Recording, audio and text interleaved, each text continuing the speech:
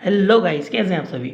So guys, आज हम आपको क्लास 10th का चैप्टर 3 का एक्सरसाइज 3.2 का क्वेश्चन नंबर जो 3 है उसमें कुछ आईएमपी क्वेश्चंस हैं जो कि हम आज आपको प्रिपेयर करवा रहे हैं।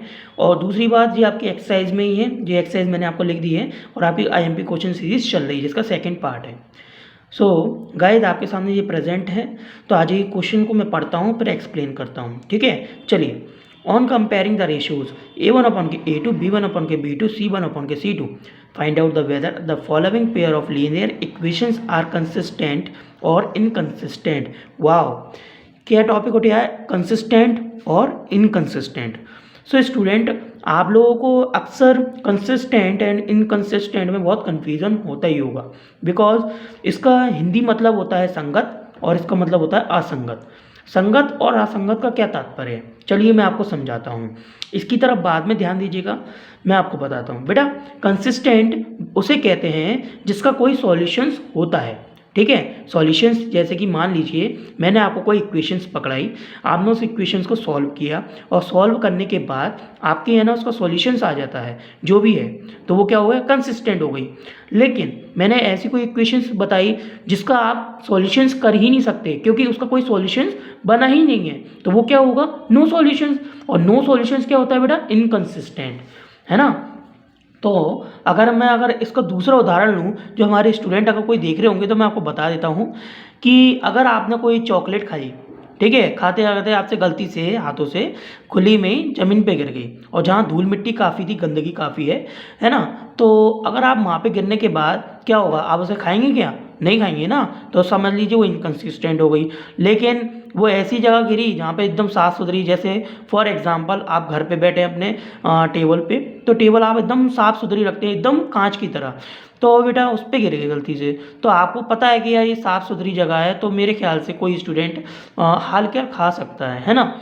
सो जो खा सकता है वो हो गया कंसिस्टेंट, ठीक है। तो इसका मतलब क्या है, जिस चीज़ का कोई सॉल्यूशंस है तो कंसिस्टेंट, और जिसका कोई सॉल्यूशंस ही नहीं है, नो सॉल्यूशंस है, तो इनकंसिस्टेंट। अब बात आती इसकी, तो बेटा आप लोग को मैंने ये इंट्रोडक्शन में कंसिस्टेंट एंड इनकंसिस्टेंट का टॉपिक नहीं बताया था, तो आज बता देता हूँ। जी a1 अपॉन के a2, b1 अपॉन के b2 not is equals to में जी इंटरसेक्टिंग लाइन होती है ना, तो ये कंसिस्टेंट कहलाती हैं। क्यों, क्योंकि इसका एक यूनिक सॉल्यूशन होता है। यूनिक सॉल्यूशन मतलब एक सॉल्यूशन तो होता है, ठीक है, एक हल तो होता ही है, ठीक है। दूसरा a1 अपॉन के a2 इजगस में b1 अपॉन के b2 इजगस में c1 अपॉन के c2, ये बेटा मैनी सॉल्यूशंस होते हैं, यानी अनेक हल होते हैं, तो इसी रीज़न से ये कंसिस्टेंट में आता है। और इसे हम, आपको पता ही, मैंने इसी पिछली वीडियो में आपको बताया था कि कोइंसिडेंट में भी होता है ना, कोइंसिडेंट लाइंस भी होती हैं। तो अब आपको क्लियर हो गया होगा ये दोनों पॉइंट कंसिस्टेंट क्यों हैं, क्योंकि यहाँ यूनिक सॉल्यूशन है यानी वन सॉल्यूशन है, और इसमें मैनी सॉल्यूशन यानी कि अनेक सॉल्यूशन मतलब अनेक हल है। बट तीसरा टॉपिक जो है वो नो सॉल्यूशंस का है, जिसमें a1 अपॉन के a2, b1 अपॉन के b2 दोनों इक्वल तो होंगे, लेकिन जो c1 अपॉन के c2 के नॉट इक्वल होगा, तो वो इनकंसिस्टेंट में आता है, बिकॉज इसका कोई सॉल्यूशंस ही नहीं होता है। क्योंकि इसकी ये जो इक्वेशन दिख रही है ना बेटा, ये पैरेलल लाइंस होती हैं इनकी, और जो पैरेलल लाइंस होती हैं उनका कोई सॉल्यूशन नहीं होता, इसी रीज़न से ये इनकंसिस्टेंट होता है। क्लियर है। सो आपके सामने इक्वेशन है, अब आ जाइए हम इसे सॉल्व करते हैं। जैसे पिछले क्वेश्चन में कंपेयर करा था वैसे ही कंपेयर करेंगे।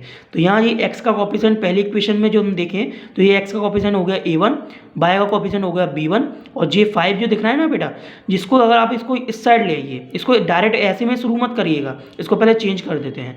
तो इसे हम मॉडिफाई कर देते हैं, ले लीजिए 2x माइनस के 3y माइनस के 7 इक्वल्स टू 0। आप सोच रहे होंगे ये माइनस क्यों हो गया, तो बेटा आप सभी को पता ही है इक्वल के बाहर जैसे ही हम चेंज करते हैं जगह तो माइनस में आ जाती है। अगर मतलब जो अपोजिट साइन होता है वो होता है, क्योंकि यहाँ तो पॉजिटिव है तो ये माइनस हो जाएगा, अगर माइनस होता है ये पॉजिटिव हो जाता है, ठीक है। चलो अब हम इसके कंपेरिजन करेंगे, तो बेटा a1 अपॉन के a2 है, तो आपको मैंने बताया x का कोफिशिएंट a1 है, y का कोफिशिएंट कौन हो गया बेटा, y का कोफिशिएंट हो गया हमारा 2, एंड कांस्टेंट वैल्यू माइनस के 5 है जो कि c1 हो गया, ठीक है। दूसरी इक्वेशन में देखें तो x का कोफिशिएंट हो गया 2 जो कि a2 है, y का कोफिशिएंट हो गया माइनस के 3 जो कि b2 है, और माइनस के 7 c2 हो गया। सो a1 अपॉन के a2 कौन हो गया, 3 अपॉन के 2 बेटा। कर सकते हैं क्या, नहीं कर सकते, कॉमा लगाइए। b1 अपॉन के b2 बेटा चेक करिए, 2 अपॉन के माइनस के 3 है, कर सकते हैं क्या बेटा, नहीं कर सकते। चलिए c1 अपॉन के c2 लगाइए बेटा, इज इक्वल टू देखिए ये क्या है बेटा, माइनस के 5 अपॉन के माइनस के 7, माइनस से माइनस कैंसिल हो गया तो बेटा बचा क्या, 5 अपॉन के 7। सो हम देख पा रहे हैं बेटा कि 3 अपॉन के 2, 2 अपॉन के माइनस के 3 से इक्वल में है, नहीं है।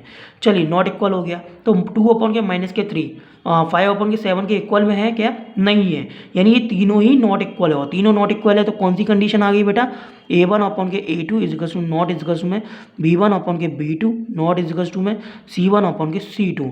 तो बेटा ये इस कंडीशन को हम क्या कहते हैं, इंटरसेक्ट लाइन्स होती हैं, और इंटरसेक्ट लाइन्स यानी कि बेटा यूनिक सॉल्यूशन है इसका, यानी एक सॉल्यूशन होता है।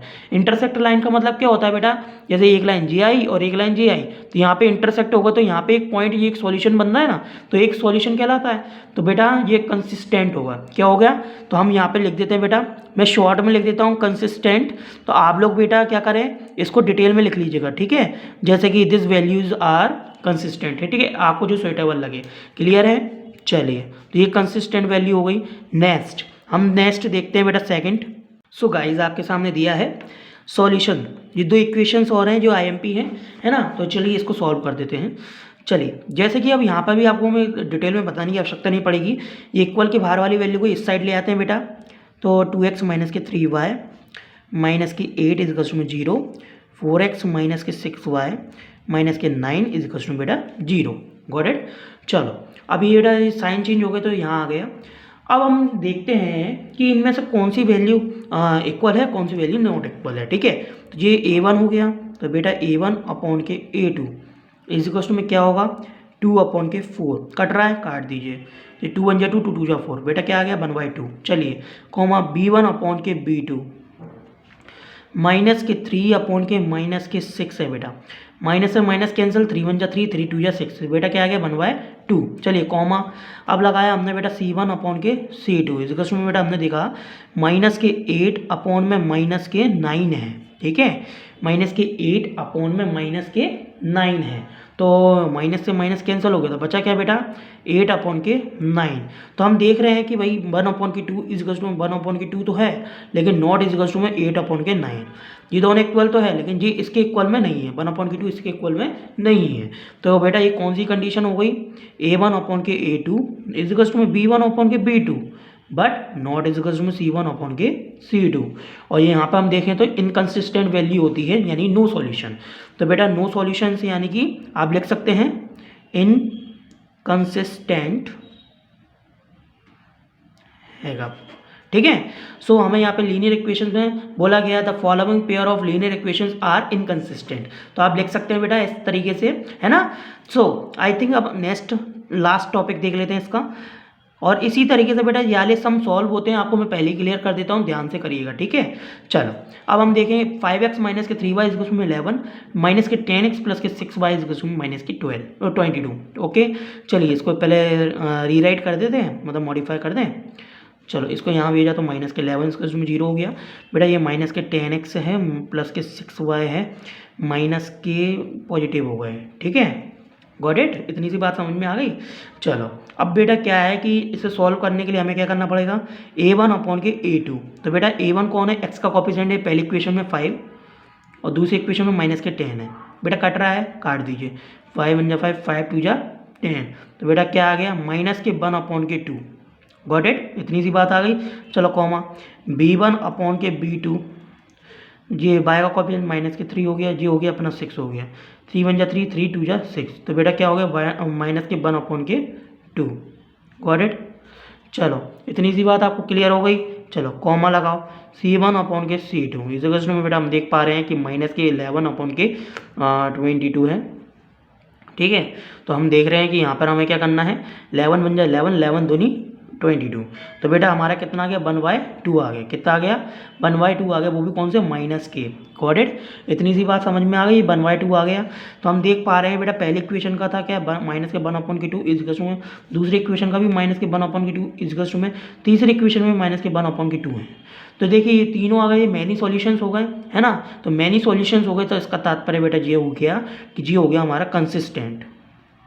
क्या हो गया बेटा, कंसिस्टेंट। तो इतनी सी बात आपको बेटा समझ में आ गई। देखिए आपको अगर कन्फ्यूज़न हो रही है तो मैं आपको बता देता हूँ, आपको बस इतना याद रखना है जो इंटरसेक्ट लाइंस और कोइंसिडेंट लाइन होती है वो कंसिस्टेंट होती हैं, और जो लास्ट एक पर बची पैरेलल लाइंस वो इनकंसिस्टेंट होती हैं। ठीक है, और कंसिस्टेंट की पहचान बता दी, जिसका सॉल्यूशन है वो कंसिस्टेंट है और जिसका सॉल्यूशन नहीं है वो इनकंसिस्टेंट हो गया। क्लियर है, यानी जिसका सॉल्यूशन है तो वो संगत है और जिसका सॉल्यूशन नहीं है वो असंगत है। क्लियर है, तो आपको ये टॉपिक मैंने जो आज समझाया अच्छे से क्लियर हो गया ना? अगर क्लियर हो गया तो वीडियो पे तुरंत अभी लाइक कीजिए और जितना हो सकता है उसको शेयर कीजिए, और सब्सक्राइब नहीं किया तो भाई यार सब्सक्राइब तो जरूर कीजिएगा। सब्सक्राइब करे बिना मत जाइएगा, क्योंकि आने वाले डेली अपडेट आपको मिलेंगी इस चैनल पर। So now subscribe this channel. Thank you so much watching to video. मिलते हैं नेक्स्ट वीडियो।